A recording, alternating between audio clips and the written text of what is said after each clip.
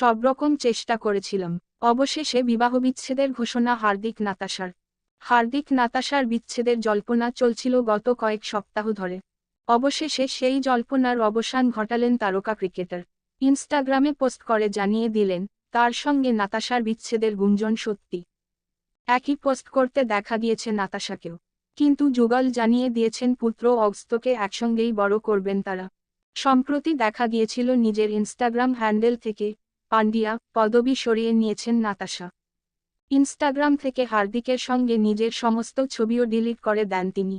এরপর থেকেই বাড়তে থাকে গুঞ্জন, সত্যিই কি তাহলে শেষ তাদের সম্পর্ক?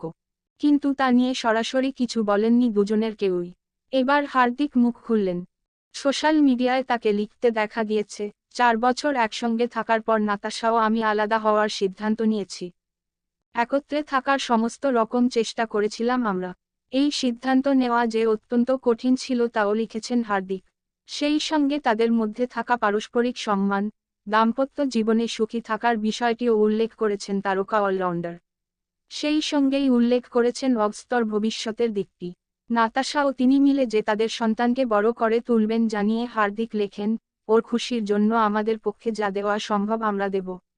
প্রায় একই বয়ান নাতাশার পোস্টটিরও।